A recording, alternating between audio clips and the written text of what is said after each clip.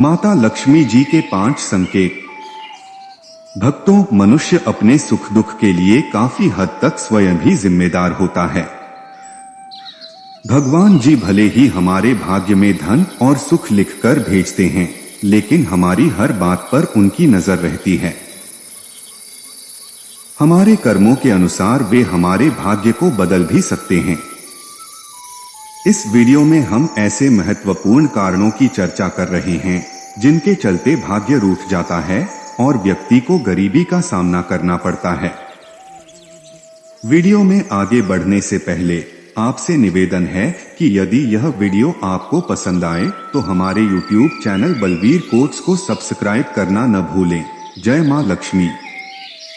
Like करें, comment करें और माता रानी के इस वीडियो को अपने मित्रों और परिवार के बीच अधिक से अधिक शेयर करें। गरीबी का पहला कारण यह है कि गीता में भगवान के लिए भोग अर्पित किए बिना भोजन करना चोरी जैसा है। यह एक गंभीर भूल है जिसकी सजा व्यक्ति को इस लोक और परलोक दोनों में भुगतनी पड़ती है। जिन घरों में सुबह शाम पूजा नहीं होती, भगवान के समक्ष दीप प्रज्वलित नहीं किया जाता या भगवान के सामने हाथ जोड़कर श्रद्धा प्रकट नहीं की जाती, वहां पर भोजन बनाकर खुद खा लिया जाता है। भक्तों, भोजन को बिना भगवान को अर्पित किए ग्रहण करना चोरी के दाने के समान माना गया है। इसलिए अपने व्यस्त दिनचर्या में कुछ पल भगवान जी की सेवा के लिए अवश्य निकालें। पूजा के बाद आरती और भोग चढ़ाने की प्रक्रिया को नजरअंदाज नहीं करना चाहिए। भोग को नैवेद्य और प्रसाद के रूप में ग्रहण किया जाता है और जहां प्रसाद ग्रहण नहीं किया जाता, वहां की पूजा अधूरी और निष्फल मानी जाती है। परंतु पूजा के बाद भोग अमृत के समान हो जाता है, क्योंकि इसमें सकारात्मक ऊर्जा समाहित होती है जो पूजा के प्रभाव से आती है। इसी प्रकार से पूजा करने से घर की नकारात्मक ऊर्जा समाप्त होती है और सकारात्मक ऊर्जा का संचार बढ़ता है, जिससे घर में शांति, सुख और समृद्धि बनी रहती है। घर के सदस्यों के बीच प्रेम और एक दूसरे के प्रति सम्मान की भावना बढ़ती है। विशेष रूप से महिलाओं को लक्ष्मी का प्रतिरूप माना जाता है। तंत्र शास्त्रों में भी कहा गया है कि जो पुरुष अपनी पत्नी या घर की स्त्रियों का अनादर करते हैं, उनके घर में लक्ष्मी, धन और समृद्धि नहीं टिकती। पुराणों में उल्लेख है कि जहां घर की स्त्री, जो गृहलक्ष्मी मानी जाती है, का अपमान होता है, वहां देवी लक्ष्मी अधिक समय तक नहीं ठहरती और ऐसे घरों में गरीबी जल्दी दस्तक देती है। देवी लक्ष्मी का सिर्फ पूजा में आदर करना पर्याप्त नहीं है, बल्कि उनके प्रतिरूप स्त्रियों का भी सम्मान करना आवश्यक है। शास्त्रों में बताया गया है कि देवी मां प्रसन्न होकर भक्तों को सुख, सौभाग्य और समृद्धि का वरदान दे सकती हैं, लेकिन यदि वे रुष्ट हो जाएं, तो जीवन को कष्टमय भी बना सकती हैं। स्त्री का महत्व और उसकी भूमिका सदियों से हमारे शास्त्रों, पुराणों और धर्म ग्रंथों में बहुत ऊंचा स्थान रखती आई है। एक स्त्री जिसे आप जो भी देते हैं, उसे कई गुना बढ़ाकर ही वापस करती है। यदि आप उसे एक मकान देंगे, तो वह उसे अपना स्नेह और प्यार से घर बना देगी। यदि आप उसे धर्म देंगे, तो वह उसे नई पीढ़ियों तक संचारित करेगी।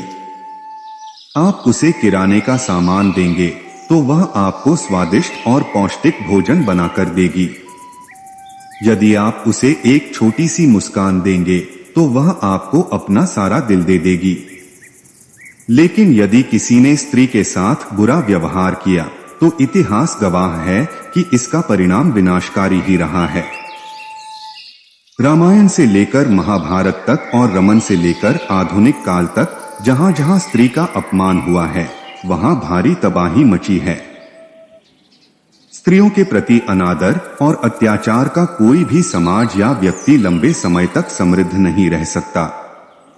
परस्त्रीगमन, पराई स्त्री पर कुदृष्टि डालना को महापाप माना गया है और इसके कई उदाहरण हमारे प्राचीन ग्रंथों में दर्ज हैं। राजा बलि से लेकर रावण तक, रामायण से लेकर महाभारत तक ऐसे असंख्य उदाहरण मिलते हैं जहां पराई स्त्री पर बुरी दृष्टि डालने के कारण धनवान और समृद्ध व्यक्ति भी दरिद्रता और विनाश का शिकार हो गए। देवताओं के राजा इंद्रदेव भी इससे अछूते नहीं रहे। देवी अहिल्या पर कुदृष्टि डालने के कारण उन्हें अपने पद और सम्मान से हाथ धोना पड़ा और सामान्य मनुष्य जाति के रूप में भटकना पड़ा।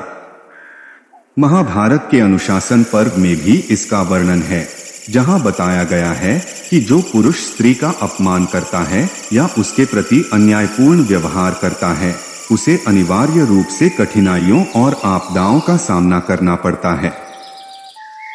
स्त्री का सम्मान और उसकी मर्यादा का ध्यान रखना केवल धार्मिक कर्तव्य ही नहीं, बल्कि एक नैतिक आवश्यकता भी है।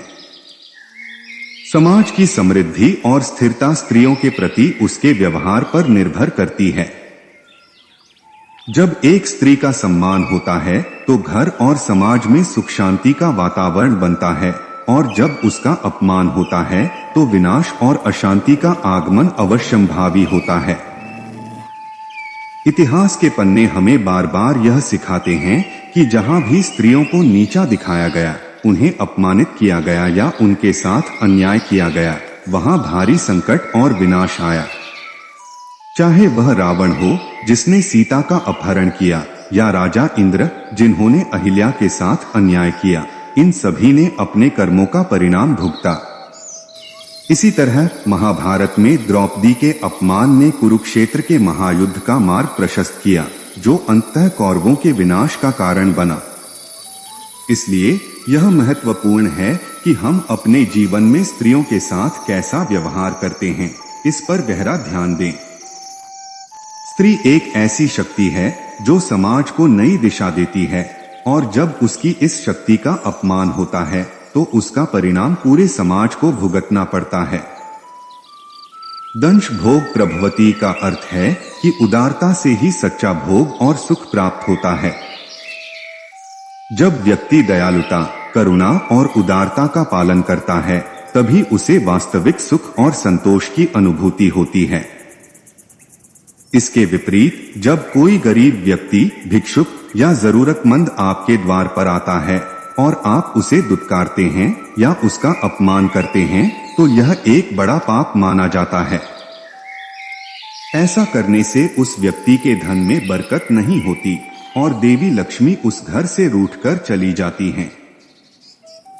शास्त्रों में यह कहा गया है कि हमें न केवल इंसानों बल्कि पशु पक्षियों की भी सहायता करनी चाहिए। चाहे वह एक निर्धन व्यक्ति हो, किन्नर हो या फिर कोई जानवर, हर किसी का आदर और सहायता करनी चाहिए। कई लोग अपने दरवाजे पर आए हुए किन्नर, गरीब, कुत्ते, बिल्ली या बंदर को मारकर या दुत्कार कर भगा देते हैं। यह कर्म न केवल अनैतिक है, बल्कि यह एक गंभीर पाप भी है। हमारे धर्म ग्रंथों में यह बात बार बार कही गई है कि किसी भी जीव पर अत्याचार करना, चाहे वह इंसान हो या पशु, घोर पाप है।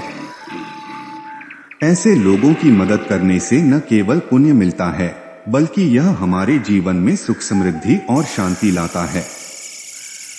यदि आप किसी भूखे व्यक्ति या पशु को भोजन देते हैं, तो वह आशीर्वाद के रूप में आपके जीवन में लौटता है।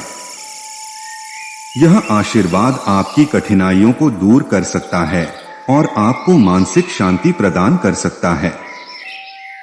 इसके विपरीत यदि आप उन्हें अपमानित करते हैं या उनकी मदद नहीं करते, तो वह नकारात्मक ऊर्जा आपके जीवन में दुख और परेशानियों को आमंत्रित कर सकती है।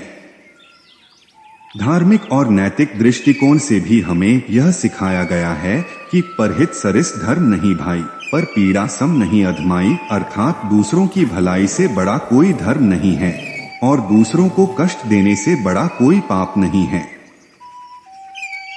यह पाप केवल हमारे कर्मों को ही नहीं, बल्कि हमारी आत्मा को भी प्रभावित करता है और इसका परिणाम न केवल इस जन्म में बल्कि आने वाले जन्मों में भी भुगतना पड़ता है।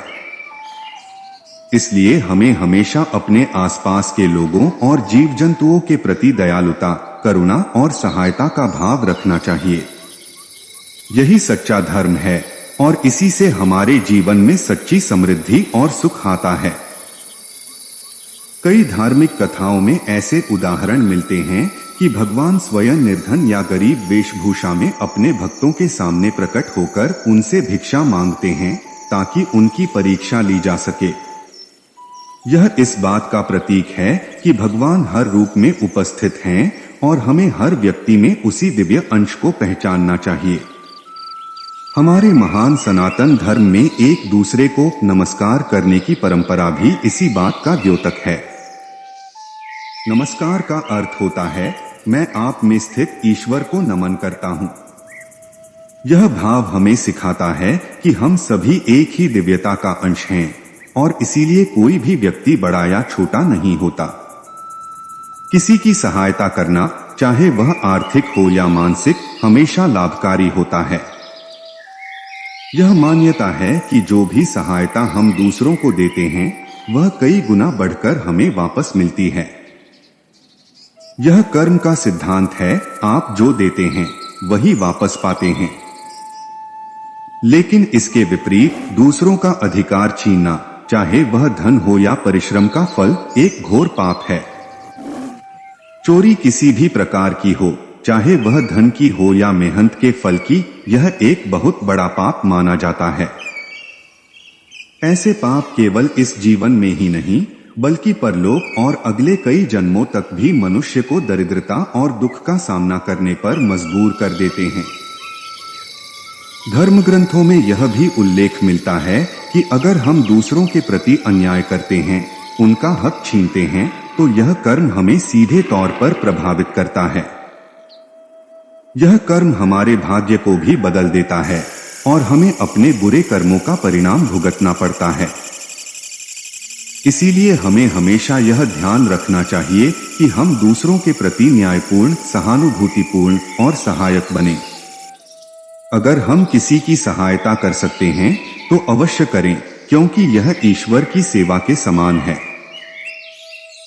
और अगर हम ऐसा नहीं करते या किसी के अधिकारों का हनन करते हैं तो इसका परिणाम हमारे जीवन में नकारात्मक रूप में प्रकट होता है, जो हमारे जीवन में दुख और दरिद्रता को आमंत्रित करता है। धन की चोरी या किसी गलत तरीके से अर्जित किया हुआ धन भले ही तात्कालिक रूप से मिल जाए, लेकिन इसके दुष्परिणाम लंबे समय तक भोगने पड़ते हैं। मदिरा और जुआ को हमेशा से ही सर्वनाश का कारण माना गया है और इसका सबसे प्रसिद्ध उदाहरण महाभारत में देखने को मिलता है। जुआ खेलने के कारण राजा युधिष्ठिर ने न केवल अपना पूरा राजपाट खो दिया, बल्कि उन्हें अपनी पत्नी द्रौपदी को भी दांव पर लगाना पड़ा। इसके परिणाम स्वरूप युधिष्ठिर को अपने भाइयों और पत्नी के साथ वन वन भटकना पड़ा और अत्यधिक कष्ट सहने पड़े। हमारे धर्म ग्रंथ, पुराण और शास्त्र हमें इस बात की शिक्षा देते हैं कि धन का लालच हमें गलत रास्तों पर ले जा सकता है। धन के प्रति अत्यधिक लालच और बुरे कर्म महालक्ष्मी को हमसे दूर कर देते हैं। लक्ष्मी, जो धन और समृद्धि की देवी हैं, जब एक बार रुष्ट हो जाती हैं, तो वह सदैव के लिए छोड़कर चली जाती हैं और फिर जीवन में दरिद्रता और कष्ट ही प्राप्त होते हैं। इस जन्म में तो हम इसके परिणाम भुगतते ही हैं, लेकिन इसका असर परलोक और भविष्य के अनेकों जन्मों में भी पड़ सकता है। गलत तरीकों से अर्जित किया गया धन या सुख कभी स्थायी नहीं होता और अंततः यह केवल दुख और विपत्ति का कारण बनता है। इसीलिए हमें सदैव धर्म के मार्ग पर चलकर सत्य और परिश्रम से अर्जित धन और सुख का ही उपभोग करना चाहिए। यदि इस वीडियो में कहीं कोई त्रुटि हो तो हम आपसे क्षमा चाहते हैं। हर हर महादेव। दोस्तों, हमें उम्मीद है कि आज की वीडियो आपके लिए लाभदायक होगी। अगर वीडियो आपको पसंद आई हो तो कृपया इसे लाइक करें और इसे अपने परिवार और दोस्तों के साथ अधिक से अधिक शेयर करें।